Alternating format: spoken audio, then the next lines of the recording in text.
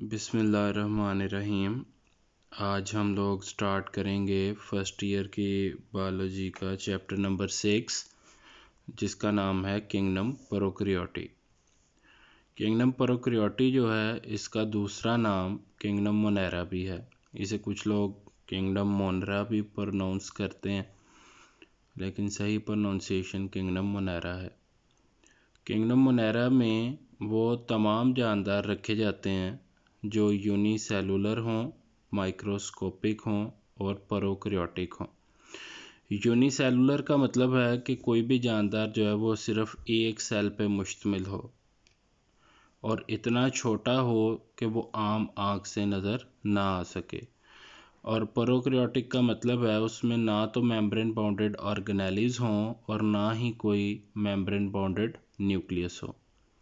तो ऐसे तमाम जानदार जिनमें ये तीनों करैक्टर्स पाए जाएंगे वो कैटेगराइज होंगे किस किंगडम में, किंगडम प्रोकैरियोटी में या किंगडम मोनेरा में। ज़्यादातर जो जानदार इसमें एग्जिस्ट करते हैं वो हैं बैक्टीरिया। बैक्टीरिया यूनिसेलुलर होते हैं, माइक्रोस्कोपिक होते हैं और प्रोकैरियोटिक होते हैं। बैक्टीरिया जो हैं, एक हैं एग्जिस्टिंग बैक्टीरिया जो भी एग्जिस्ट करते हैं इस वक्त, वो हैं, उन्हें कहा जाता है यू बैक्टीरिया। जो वर्ड यू है इसका मतलब है ट्रू बैक्टीरिया या एडवांस फॉर्म ऑफ बैक्टीरिया। तो एडवांस फॉर्म ऑफ बैक्टीरिया जो हैं उनकी जो सेल वॉल होती है वो पेप्टिडोग्लाइकन की होती है। Peptidoglycan is a type of conjugate molecule.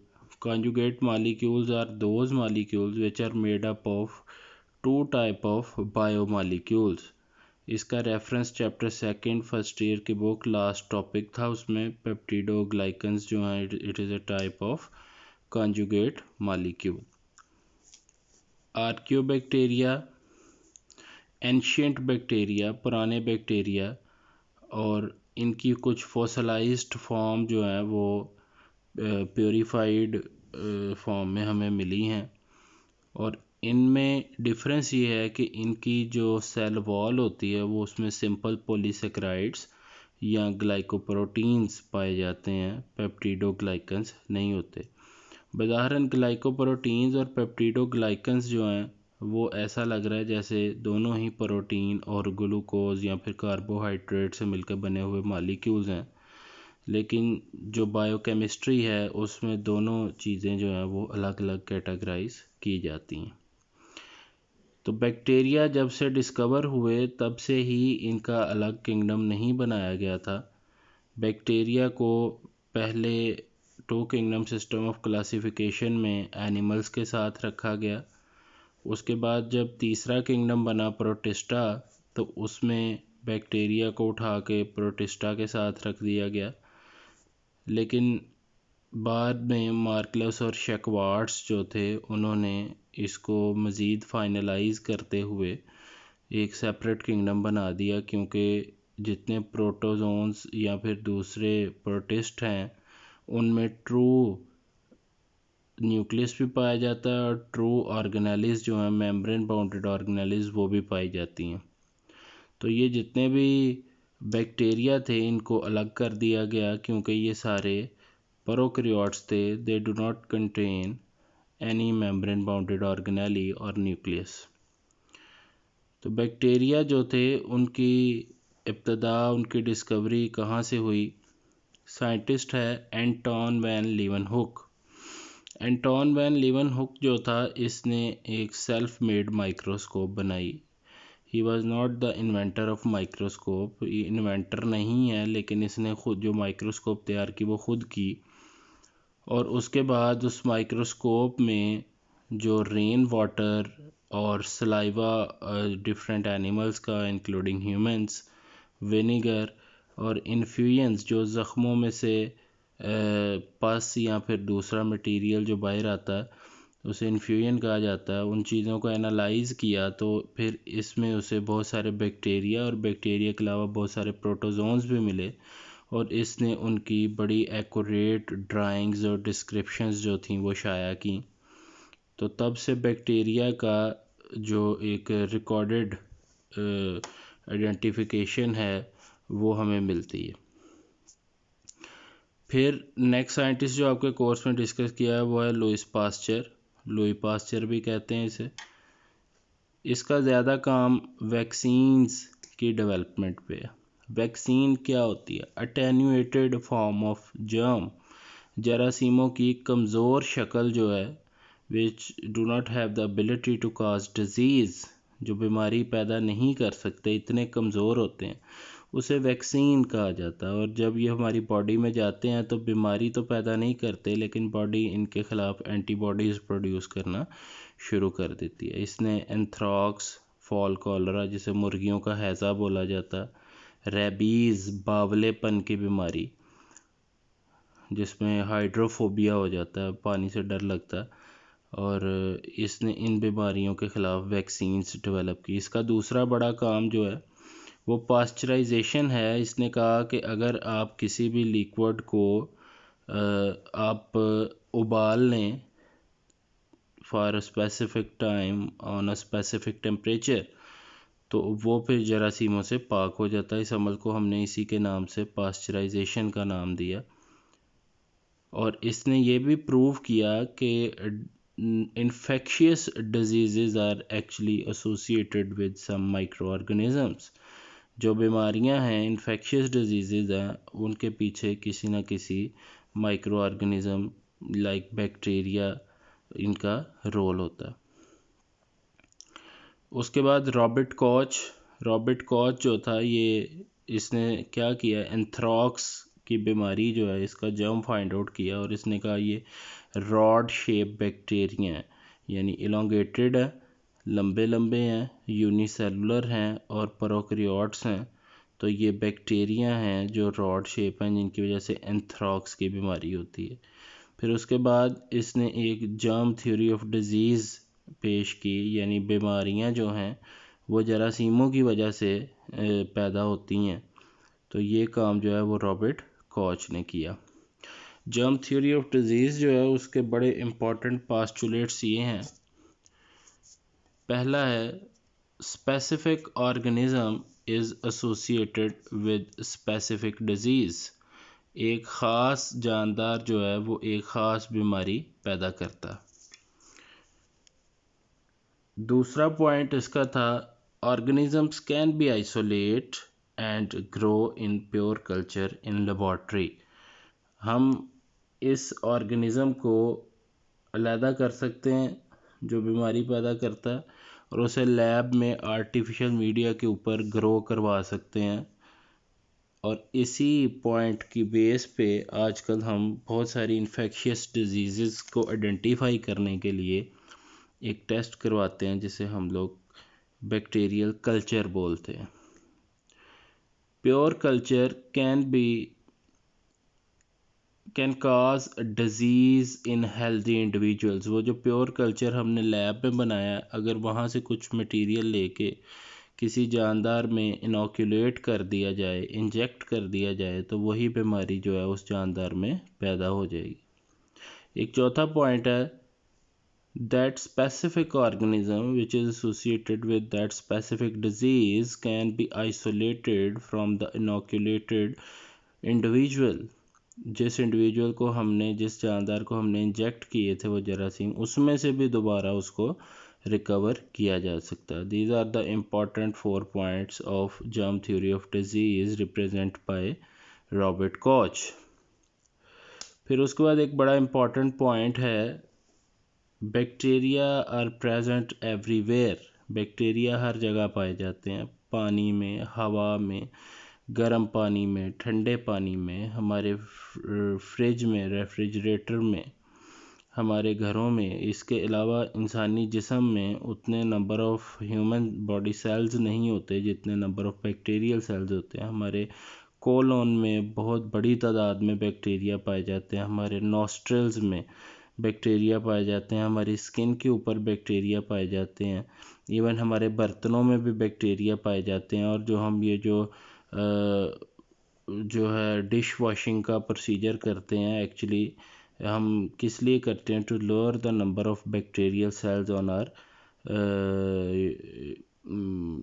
Different parts of utilities जो हम लोग मुख्तलिफ़ चीज़ें इस्तेमाल करते हैं, वो उनको नंबर ऑफ़ बैक्टीरियल सेल्स उनसे कम करने के लिए हम लोग डिश वॉशिंग का प्रोसीजर परफॉर्म करते हैं।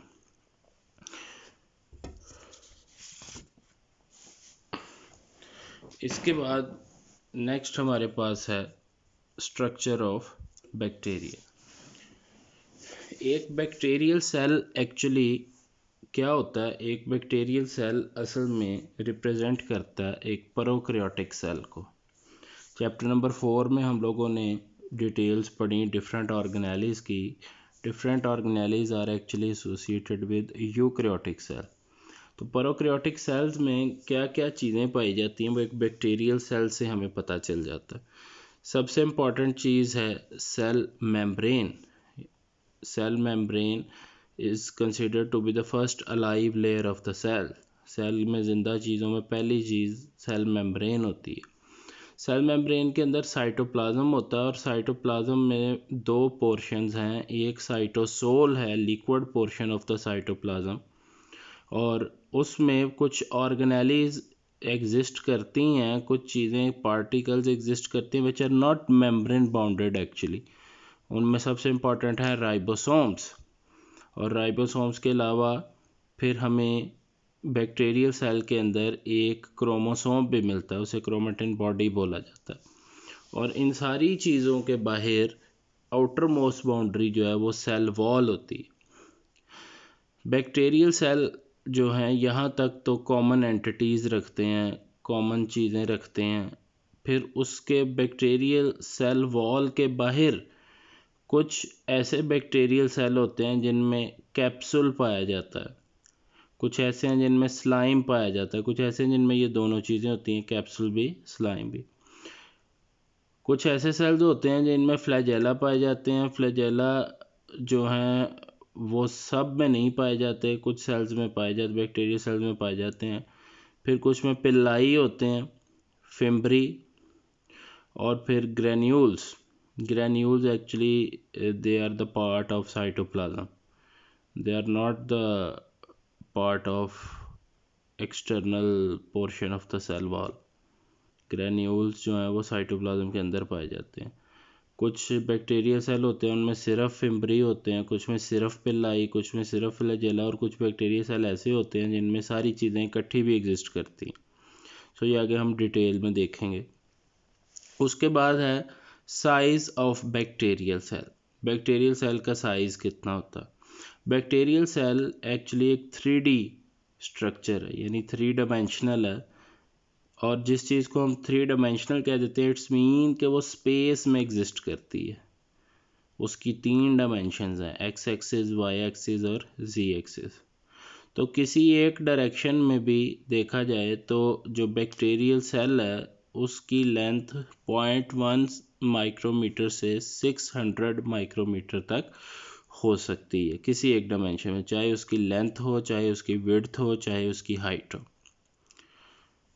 इसी तरह जो स्मॉलेस्ट बैक्टीरियल सेल है उसका साइज़ लार्जेस्ट वायरस जितना होता है। लार्जेस्ट वायरस जो दुनिया में एग्जिस्ट करता है वो किसका है? पॉक्स वायरस, जो पॉक्स जो है काज करता है।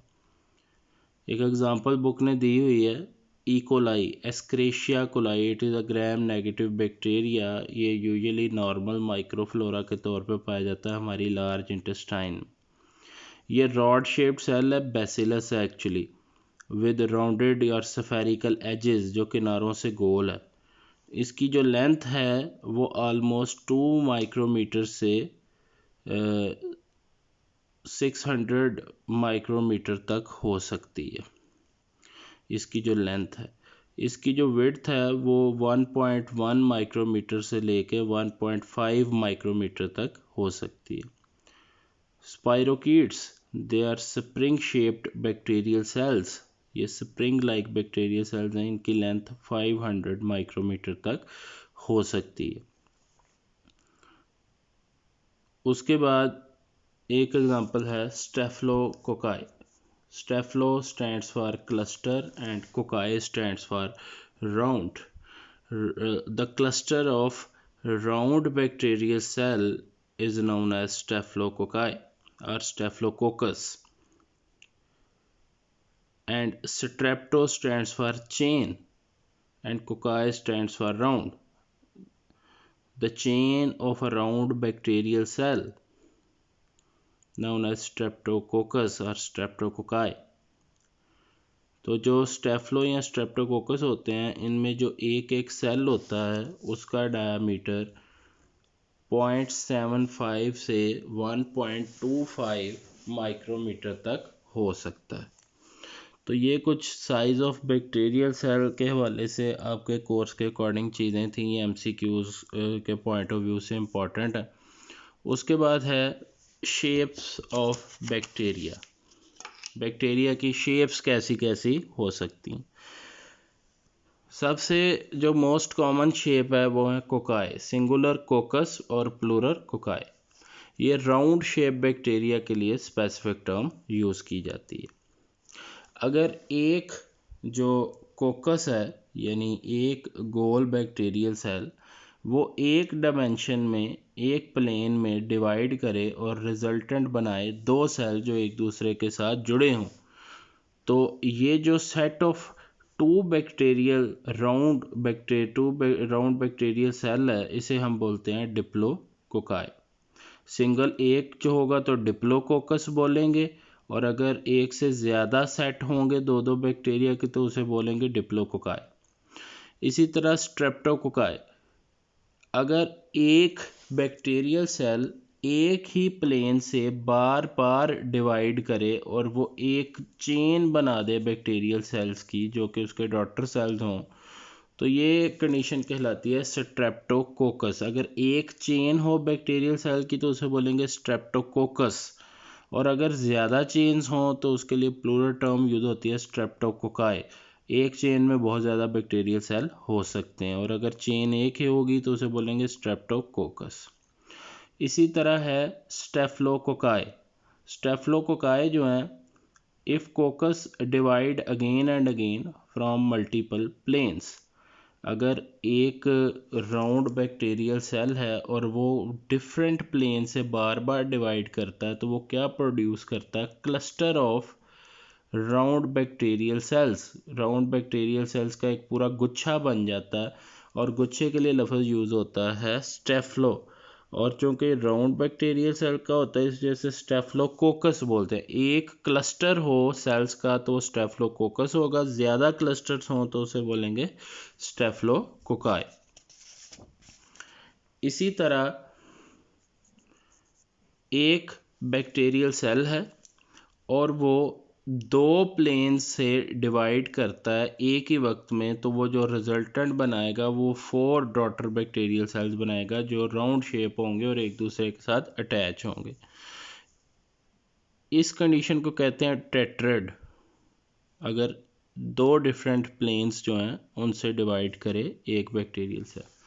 इसी तरह अगर एक बैक्टीरियल सेल एक ही वक्त में 3 प्लेन्स से डिवाइड करता है, दो जो हैं वो वर्टिकल होते हैं और एक हॉरिजॉन्टल प्लेन होता है, और अगर ये डिवाइड करता है और प्रोड्यूस करता है a set of 8 bacterial cells which are round, गोल बैक्टीरियल सेल जो कि तादाद में कितने हैं 8, तो इसके लिए स्पेसिफिक टर्म यूज़ होती है सार्सिना।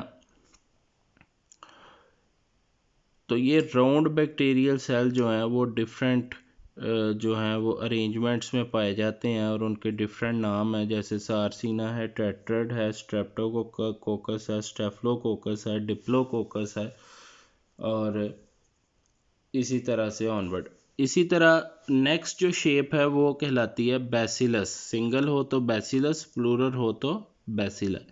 इसकी जो मोस्ट कॉमन एग्जांपल्स हैं वो है इकोलाई और सूडोमोनास। ये दोनों ही ग्राम नेगेटिव बैक्टीरिया हैं। ये रॉड शेप बैक्टीरिया होते हैं विद राउंड एजेस।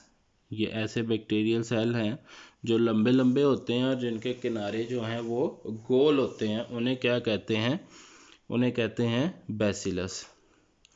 इसी तरह इसकी दो टाइप्स हैं, बल्कि दो टाइप्स हैं, स्ट्रेप्टोबैसिलस और डिप्लोबैसिलस। स्ट्रेप्टोबैसिलस और डिप्लोबैसिलस।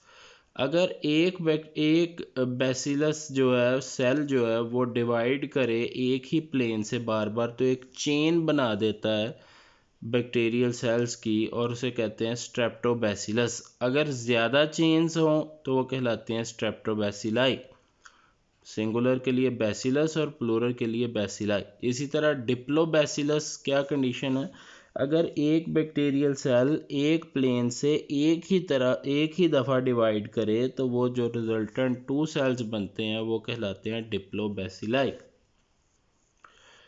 इसी तरह नेक्स्ट जो है वो है spiral shape bacteria. Spring like shape होती है इनकी 3 टाइप्स हैं। एक होते हैं विब्रियो जो है ये कॉमा शेप, कॉमा जो हम लोग इंग्लिश राइटिंग में यूज़ करते हैं, और ये कॉमा शेप बैक्टीरियल सेल जो हैं ये क्या होते हैं, ये विब्रियो कहलाते हैं।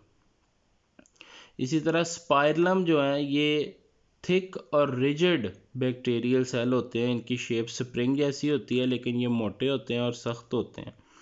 इसी तरह स्पाइरोकीट्स थिन और फ्लेक्सिबल होते हैं बैक्टीरियल सेल्स, और ये एक ही सेल होता है जो बैक्टीरियल सेल होता है और ये स्प्रिंग शेप में एग्जिस्ट करता है। तो ये थी शेप्स ऑफ बैक्टीरियल सेल्स।